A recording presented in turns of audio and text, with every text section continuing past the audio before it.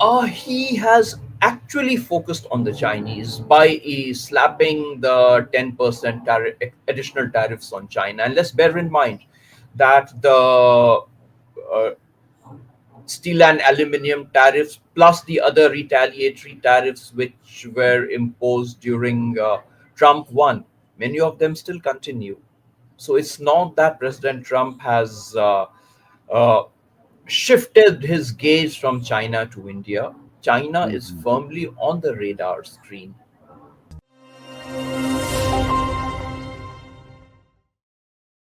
You're on the gist on Strat News Global.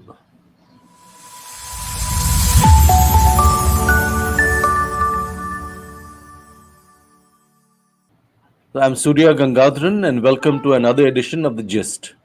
My guest is Abhijit Das, a former head of the Center for WTO Studies. He is a trade expert, he writes on trade issues, and today we're going to talk to him about the Prime Minister's visit to the US. There's a lot of trade there on the agenda. The US wants a lot of things, and we're going to try and assess what the strengths and weaknesses are, what leverages India has. Abhijit Das, welcome, glad to have you. Thank you, Mr. Gangadharan, for having me on your program. So, first off, tell me, we have a new supposedly transactional president in the White House. How good or bad is this? If we go by the actions of President Trump over the past 20 odd days, it would not be unfair to summarize that at this juncture, President Trump, along with his administration, poses a significant threat to the rules based system, particularly in respect of international trade. He's been using tariffs for securing objectives that go beyond international trade. The tariffs which he has threatened, which he has imposed, which he has suspended, are illegal completely Mhm, because these exceed the commitments of the United States made at the WTO. mhm, So, to that extent, these tariffs are absolutely illegal. He is also proposing to impose tariffs on steel later today. Some statements have also emerged from the White House suggesting that President Trump might get into what he says having a reciprocal tariff arrangement with countries. Now, that again raises huge concerns because that's not how the global rules under the World Trade Organization are about. Each country at the WTO has given a commitment that they would not raise tariffs on various products above a particular bound ceiling. mhm. The concept of having reciprocal tariffs does not exist at the WTO. So what we are seeing, or what we are likely to encounter in the coming few weeks, is a huge churning, which would be to a great disadvantage of countries like India. So let me first come to what you said about these tariffs being illegal. Basically, what Trump is doing is to undermine and perhaps even destroy the WTO. What President Trump is trying to do is certainly to undermine the WTO as an institution, and second, to derive a leverage where he can extract concessions from other countries in the area of trade as well as in other areas completely delinked from trade. But the sum and substance remains that these tariffs, since they exceed the commitment of US in respect of its bound rates, are absolutely illegal. Mhm. So, given that Modi visit is due, um, what is it that India can expect from this guy? We should be prepared to be at the receiving end of requests from the United States Mhm. in respect of not only lowering tariffs, but also making changes in our domestic regime which pertains to services as well as intellectual property rights. Mhm. Each year, the United States brings out a compilation called National Trade Estimates, which Mhm. really is a litany of grievances of the United States against its trading partners, essentially what changes it would require the other countries to make in order to promote the economic interests of US. In respect of India, tariffs certainly feature very prominently, tariffs both on agricultural and non-agricultural goods. Let's remind ourselves that uh, when India imposes tariffs, these are well within its commitments given at the WTO. Mhm. And at the WTO, India has, during the Uruguay round, negotiated fairly high level of bound tariffs. To give you an illustration, the average bound tariffs which India negotiated in respect of agriculture is about 110 to 114% on average, Mhm. whereas for US, the average bound tariffs is closer to about 4 to 5%. So legally, India has enough elbow room to raise tariffs to a much higher level than what US can do. Mhm. So India's high tariffs, so-called high tariffs, are well within the system of rights negotiated as part of give and take during the Uruguay round. Mhm. Keeping this issue aside, when US wants, rather when President Trump might make demands on India to lower its tariffs, we could see some of the agricultural products appear prominently, apple Yeah. being one. It could be some fruits and vegetables. On the industrial product side, certainly uh, automobiles, motorcycles would figure prominently, certain medical devices would figure prominently. Now, the point to bear in mind is that if we decide to lower our tariffs on products of interest to the United States, under rules of the WTO, we would have to extend the same treatment of lower tariffs to rest of the WTO membership Mhm. under a provision called MFN.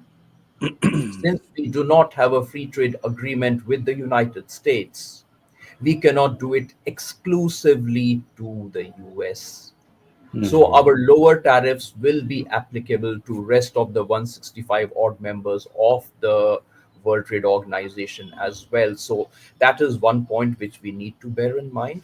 Apart from tariffs, we might see demands from the US in the area of uh, insurance, where some aspects of the relationship between the government and life insurance corporation has come for immense criticism by Hmm. the US.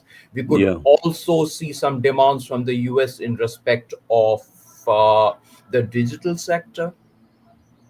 We could see demand from the US in the area of intellectual property rights and specifically in the area of patents. The US big pharma is absolutely disenchanted or not happy with the Indian generic pharmaceutical industry. India is a Mhm. huge market where the US big pharma would want to penetrate to sell the patented products. And thankfully for us, we have a strong provision called Section 3D in the Indian Patents Act, which prevents something called evergreening of patents, whereby Mhm. once the patent period is over of 20 years, generic pharmaceutical products can enter the market. US Mhm. detests this Section 3D, and this Section 3D has come for adverse criticism by the US at multiple fora, including in the National Trade Estimates report.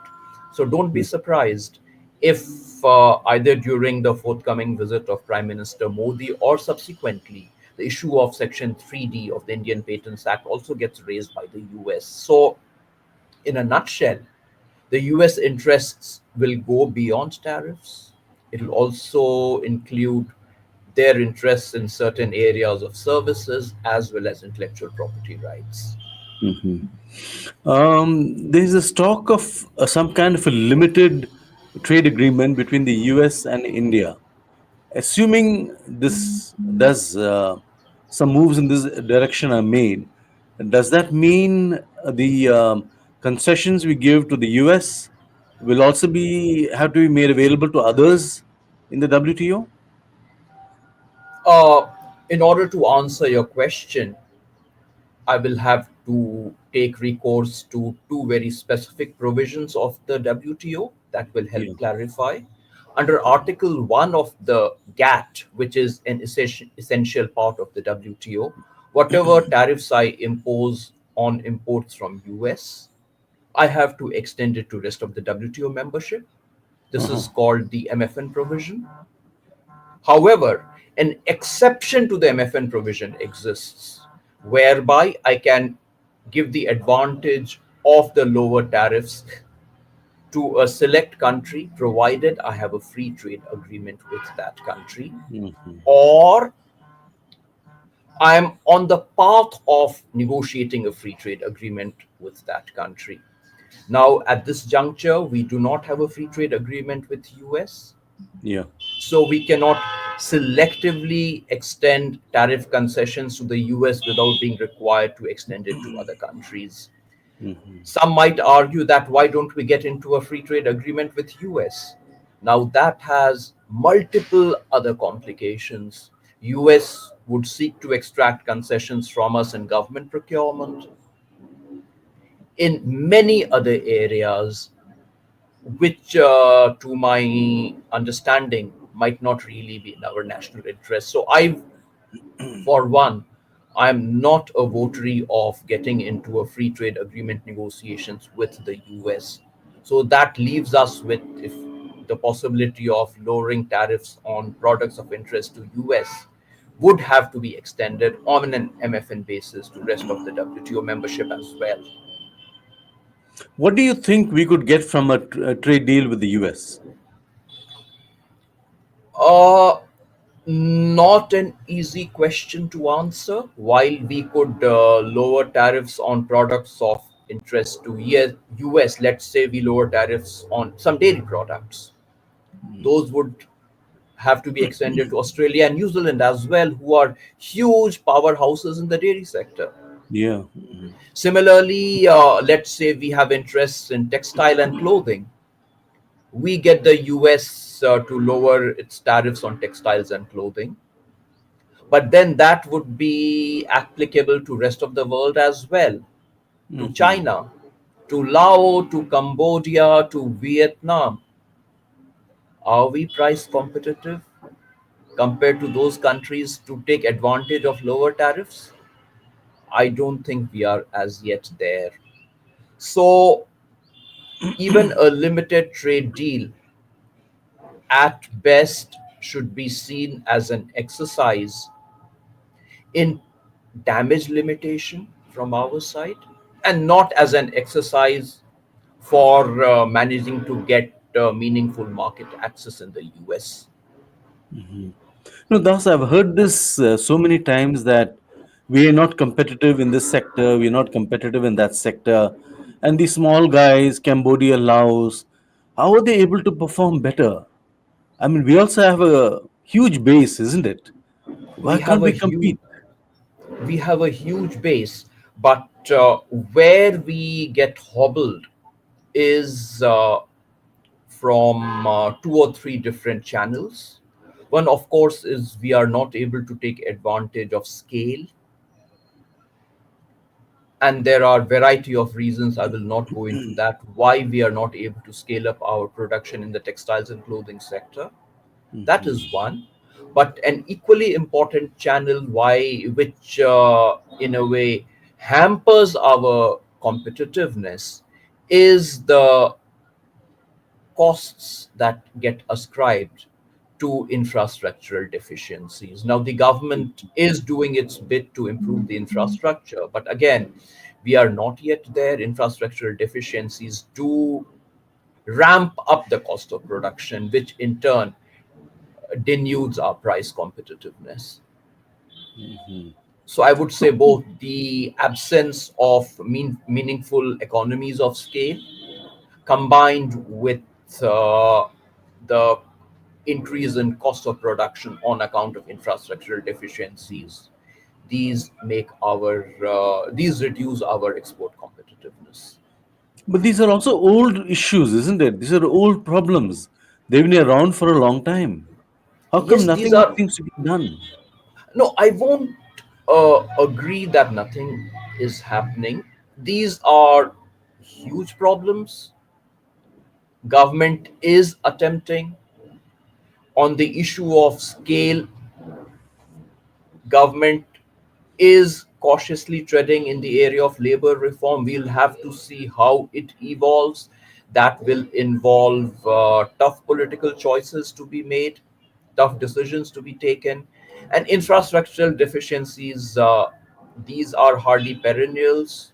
We've seen how the road network has really Yeah. improved in the Hmm. past decade or couple of decades. So things are improving, but they will take time. But the problem is, other countries are doing these things at a much faster pace than what India Yeah. might have achieved so far. Hmm. So let's get back to Trump and Modi.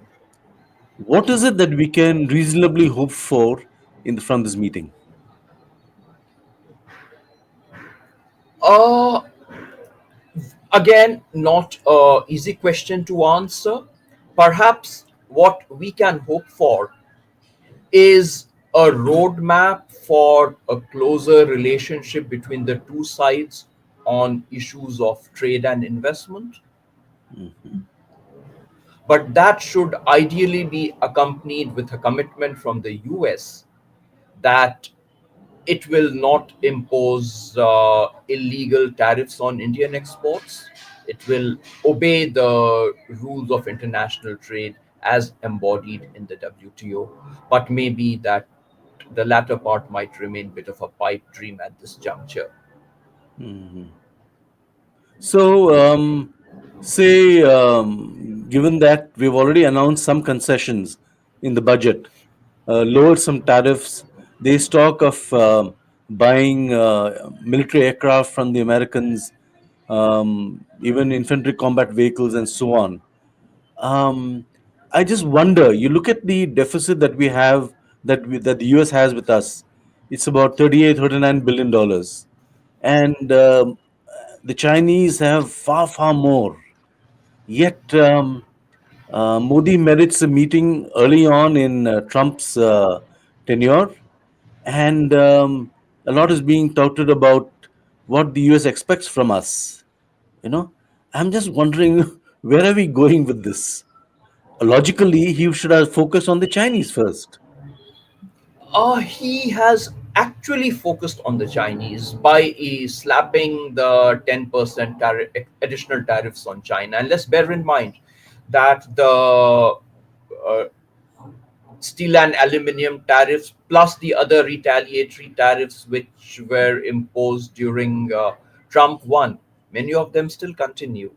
So it's not that President Trump has uh, shifted his gaze from China to India. China is Mhm, firmly on the radar screen. mhm. And we are also there, but at this juncture, it is countries which export much more to US that are us the at the receiving end of his attention. Canada, Mexico, Mexico. European Union, China. So, in a sense, our underperformance is helping us to some extent. I won't call it underperformance. We have a fairly robust exports of goods and services to the US, no doubt Mhm, about it. But yes, other countries are exporting much more than us, and that is what is attracting Trump's attention. And let's also bear in mind that one of the latent objectives of President Trump in imposing tariffs is to collect revenue to compensate for the lowered income tax, which he might announce sometime during his regime. So, to Mhm. compensate for lower income tax, he would have to scout around for other revenue sources. Customs duties on imports then are the logical choice for him. And if that is the logical choice, then the countries which from which US imports much more, they would obviously appear much earlier on his horizon. And Radar. that's what on his radar, and that's what I think is playing out. Mhm. So, to come back to my earlier question, which is my last question, what can we reasonably expect from this meeting on trade issues? On trade issues, as I said earlier, there I don't think we will say there will be any explicit mention that on ABC products India lowers tariffs or US lowers tariffs. I Mhm. don't think that is going to happen. What might happen is a blueprint for a road ahead for a deeper cooperation on trade, investment, and possibly technology. And Mhm. through that process of dialogue that will get enshrined in this blueprint for the road ahead, that is where the hard negotiation, hard bargaining will happen. So, this is not going to happen tomorrow. It's going to take many months. It is likely to take many months. That's my assessment. Although some actions pursuant to the blueprint might get front loaded to be implemented within a few months, and other issues that might not be of burning priority, those might get implemented at a slightly later stage. But then, Mhm. as I said, everything is up for grabs. We don't know how the meeting between Prime Minister Modi and President Trump really will pan out. Mhm. So, last final question. Um, Issues like pharma you mentioned, cardiac stents and all that. This evergreening issue of patents. Um, are the Americans going to bear down hard on us? They've been doing it for many years on this. I do recall this has been coming up over fairly frequently. Yes, uh, they have been breathing down our necks for decades now. We have so far successfully managed to stand our ground, Mhm. and I'm optimistic that the government will remain firm to protect the possibility of, or to promote the possibility of affordable access to affordable medicine for the poor and sick in the country. Mhm. So, for the sake of the medical expenses of the lower strata of our society, even for the middle class, we should remain optimistic that the government will stand firm and manage to withstand the US pressure on issues related to pharmaceuticals and intellectual property rights. Abhijit Das, we are completely out of time, but it's been great talking to you, and thanks for explaining things so clearly. We'll again return to the issue. I think after the Trump Modi meeting, we'll probably have more meat then to focus on. Thank you very much. Pleasure talking to you. Thank you. Pleasure was entirely mine. That's all we have for you on this broadcast of The Gist. Do subscribe to our YouTube channel, follow us on social media. Thank you very much. Good day.